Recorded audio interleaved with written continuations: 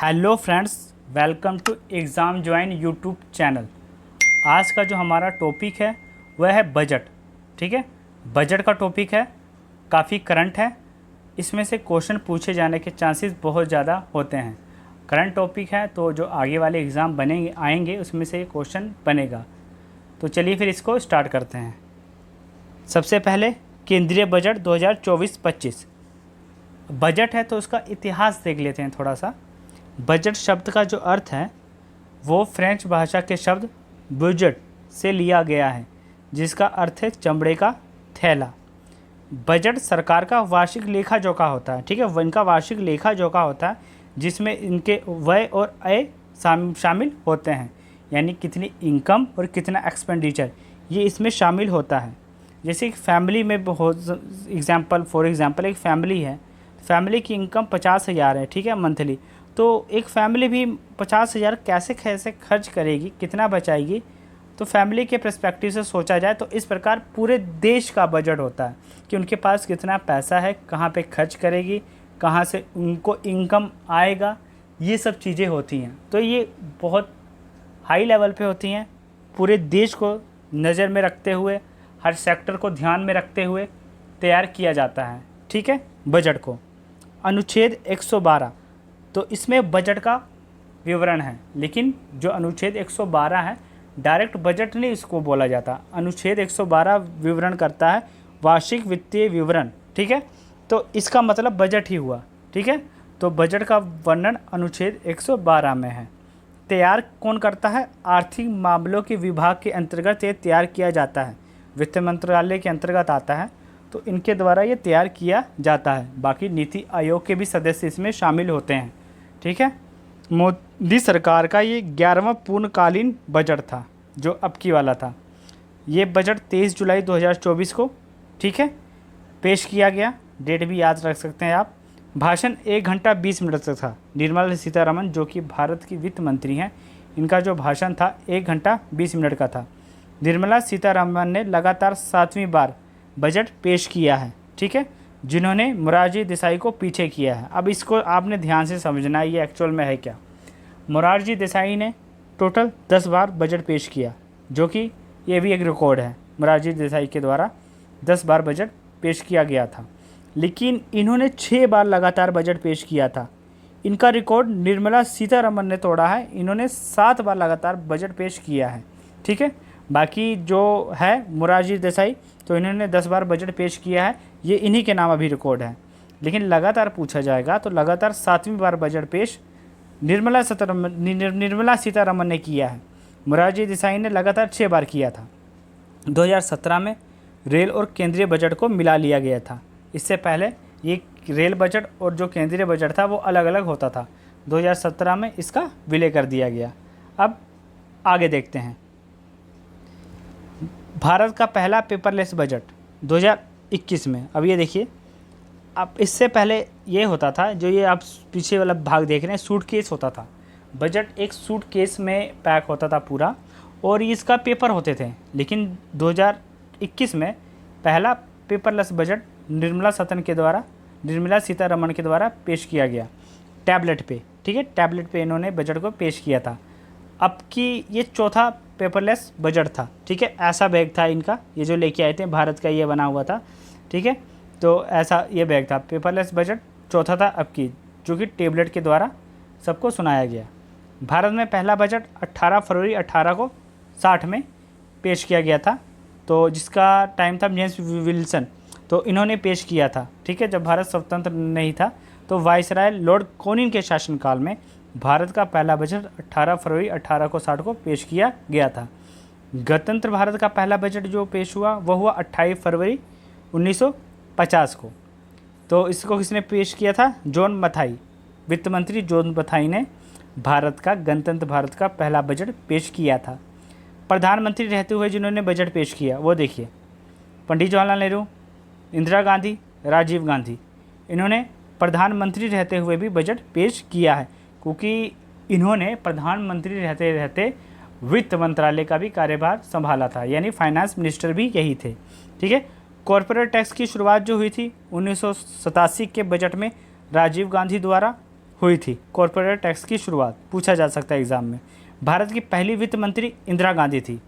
लेकिन अगर भारत की वित्त मंत्री पहली ऐसा पूछा जाए कि जिन्होंने एक ही पद ग्रहण किया हो, इंदिरा गांधी जब वित्त मंत्री थी तो वो साथ साथ प्रधानमंत्री थी, लेकिन पूर्णकालीन सिर्फ एक वित्त मंत्री जिन्होंने एक ही पद ग्रहण किया है वो निर्मला सीतारमण ही है, ठीक है। लेकिन भारत की पहली वित्त मंत्री अगर पूछा जाए तो इंदिरा गांधी रहेंगी। लेकिन निर्मला सीतारमण क्योंकि प्रधानमंत्री तो है नहीं, ये प्रधानमंत्री रहते रहते भी वित्त मंत्री थी, उन्हें बिल्कुल एक फाइनेंस मिनिस्टर अलग से, तो वो है निर्मला सीतारमण, भारत की पहली वित्त मंत्री। नेक्स्ट, अब आगे देखिए, बजट की प्राथमिकता क्या है आपकी, ये इम्पोर्टेंट है। कौन कौन सी प्राथमिकता रहेगी?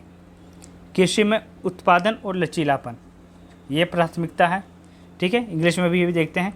रोजगार और कौशल, समावेशी मानव विकास और सामाजिक न्याय, उत्पादन और सेवाएं, शहरी विकास, आधारभूत संरचना, ऊर्जा स्वतंत्रता, नवाचार, अनुसंधान और विकास, अगली पीढ़ी में सुधार।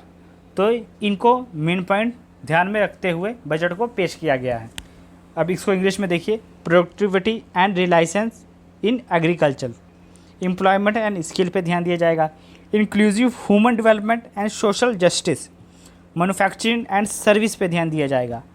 Urban development, infrastructure, energy dependent, energy में इंडिपेंडेंट कैसे हो, नवीकरण ऊर्जा, बाकी सोलर सिस्टम, इन सभी में। इनोवेशन और रिसर्च एंड डेवलपमेंट, नए नए क्षेत्रों में।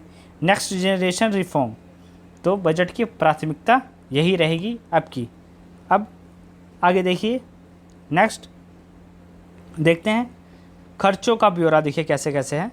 तो बजट का जो खर्चा है ये सभी करोड़ में है। जैसे रक्षा में 4,54,773 करोड़ रुपए आवंटित किए गए हैं। ग्रामीण विकास के लिए 2,65,808 करोड़ रुपए आवंटित किए गए हैं। कृषि संबंधी गतिविधियों के लिए 1,51,851 करोड़ रुपये आवंटित किए गए। गृह मामले के लिए 1,50,983 करोड़ रुपये आवंटित किए गए। शिक्षा में, तो शिक्षा के क्षेत्र में 1,25,638 करोड़ आवंटित किए गए। सूचना प्रौद्योगिकी और दूरसंचार, तो इसके लिए जो आवंटित किए गए हैं 1,16,342 रुपये। स्वास्थ्य में, हेल्थ में, तो हेल्थ में 89 to 87 करोड़ रुपये।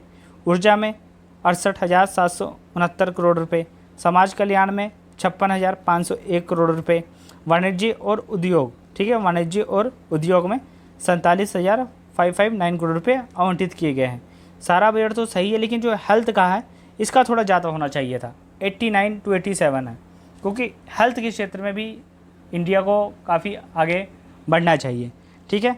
बाकी शिक्षा के क्षेत्र में यह भी बजट थोड़ा ज़्यादा करना चाहिए था, ठीक है, क्योंकि पिलर्स में आते हैं, मेन पिलर्स में आते हैं। एजुकेशन मेन है किसी देश के लिए, शिक्षा, स्वास्थ्य, यही सब चीज़ें तो मेन है, ठीक है। अब आगे देखते हैं। टैक्स स्लैब देखिए 2023-24-25 का, वो देखिए कैसे है। पिछला हम कंपेयर भी करेंगे, ऐसी बात नहीं है। तो देखिए, पहले था 0 से 3 लाख से तक नील था, जो कि अभी भी है। 3 से 7 हो गया, 3 से 7 तक 5% टैक्स रहेगा, पहले 6 लाख तक का था।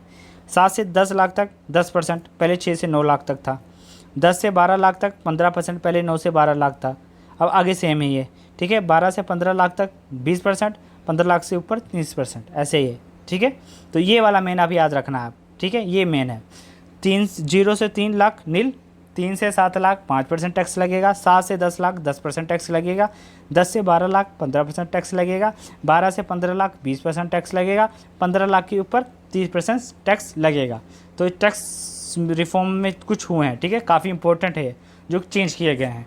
नेक्स्ट, अब आगे देखते हैं बिहार के लिए बजट, क्योंकि बिहार के लिए अलग होना ही था। जब सरकार ही गठबंधन की है तो इनके लिए तो स्पेशल कुछ देना ही था, वो तो होना ही था। बिहार के लिए बजट तो आएगा। आंध्र प्रदेश के लिए भी ऐसा आवंटित किया गया है, बिहार के लिए भी, ठीक है।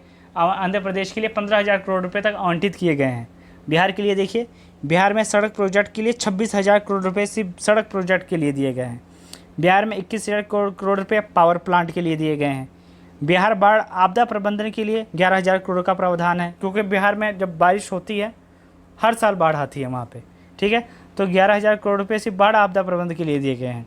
ये देखिए, अब इसको हम देखते हैं। ये बिहार में सड़क प्रोजेक्ट के लिए 26,000 करोड़ रुपये आवंटित किए गए हैं। ये बिहार का मैप, तो वो देखिए कैसे कैसे है। पटना पूर्णिमा एक्सप्रेसवे, इसके लिए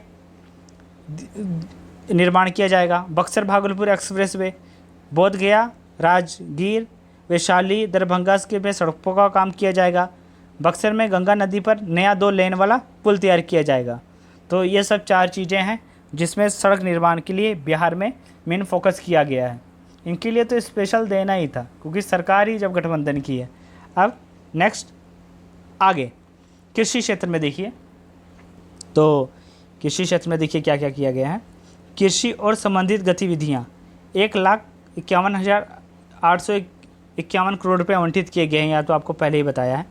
किसान और कृषि क्षेत्र में 1,52,000 करोड़ रुपये का प्रावधान है। 32 फसलों की 109 किस्में लाई जाएंगी, ठीक है। इसमें से 9 किस्में की उच्च पैदावार बढ़ाई जाएंगी, ये है। 400 जिलों में फसलों का डिजिटल सर्वे किया जाएगा। 6 करोड़ किसान की जानकारी लैंड रजिस्ट्री पर करवाई जाएगी, डिजिटली यानी लैंड रजिस्ट्री करवाई जाएगी। 6 करोड़ किसानों को, यहाँ पे किसान आएगा, किसानों की लैंड रजिस्ट्री करवाई जाएगी। आदिवासी बहुल 63,000 गाँव के लिए PM जनजातीय उन्नत प्रोग्राम अभियान चलाया जाएगा। मोस्ट इंपॉर्टेंट है, आप याद रखिएगा, जनजातीय क्षेत्र में, ठीक है। आदिवासी बहुलक जो कि 63,000 गाँव हैं उनको फोकस किया गया है। PM जनजातीय उन्नत ग्राम अभियान चलाया जाएगा। यह भी कृषि से संबंधित है आदिवासी क्षेत्रों में, ठीक है। तो कृषि के लिए ये कार्य किए गए हैं। नेक्स्ट आगे देखिए, और इंफ्रास्ट्रक्चर और टूरिज़्म में क्या क्या किया गया वो देखिए।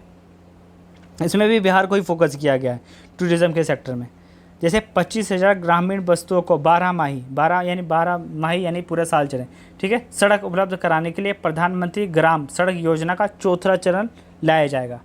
3 चरण आ चुके हैं, लेकिन 25,000 और गाँव को जोड़ा जाएगा 4थे चरण के तहत प्रधानमंत्री ग्राम सड़क योजना। 1 करोड़ शहरी गरीब और मिडिल क्लास के लिए PM आवास शहरी योजना 2.0 चलाई जाएगी। यानी 1 करोड़ शहरी गरीब के लिए मिडिल क्लास जो हैं तो उनके लिए आवास उपलब्ध करवाए जाएंगे। पूर्वोदय स्कीम चलाई जाएगी। पूर्वोदय स्कीम जो है वो तो मेन जो पूर्व के राज्य हैं उन पे फोकस किया गया है, लेकिन उसके साथ साथ बिहार, झारखंड, बंगाल, उड़ीसा और आंध्र प्रदेश का भी विकास किया जाएगा। पूर्वोदय स्कीम यानी पूर्व को कैसे जोड़ा जाए, पूर्व भी भारत का एक हिस्सा है, ठीक है। उसमें कौन कौन सी और नई चीज़ें लाए जाएँ कि वहाँ पे भी टूरिज़्म बढ़े या वहाँ पे इंफ्रास्ट्रक्चर बढ़े, तो इसके लिए कार्य किए जाएंगे। पर्यटन में देखिए, गया में स्थित विष्णु मंदिर और बोध गया में स्थित महाबोधि मंदिर को पर्यटन के रूप में विकसित किया जाएगा।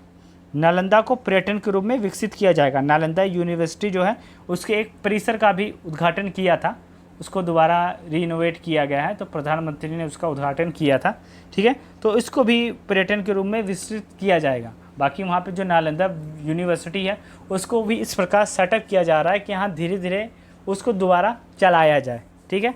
तो उस हिसाब पे प्रधानमंत्री ने उसका उद्घाटन किया था। तो इंफ्रास्ट्रक्चर और टूरिज़्म में इस प्रकार फोकस किया गया है। नेक्स्ट आगे बैंक और फाइनेंस में देखिए, ठीक है। बैंक फाइनेंस में तो वो देखिए क्या इन्होंने की है।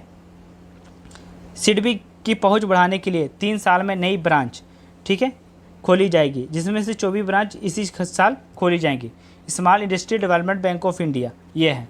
पूर्वोत्तर क्षेत्र में इंडियन पोस्ट पेमेंट बैंक की शाखा 100 से अधिक शाखाएं स्थापित की जाएंगी। मुद्रा लोन की सीमा 10 लाख से बढ़ाकर 20 लाख कर दी गई है। मुद्रा लोन की सीमा। सेशन टैक्स में देखिए, सोना चांदी का सीमा शुल्क घटाकर 6% तक कर दिया गया है। प्लैटिनम पर 6.4 कर दिया गया है सेस। लिथियम, कॉपर और कोबाल्ट पर सीमा शुल्क पर छूट दी गई है। बिल्कुल। मोबाइल फ़ोन, मोबाइल चार्जर पर कस्टम ड्यूटी हटाकर 15% तक कर दिया गया है, ठीक है। तो इस प्रकार ये था हमारा बजट, जितना इम्पोर्टेंट था उसको हमने कवर कर लिया है इस वीडियो में, ठीक है। वीडियो अच्छी लगी लाइक शेयर सब्सक्राइब जरूर करिएगा। थैंक्स।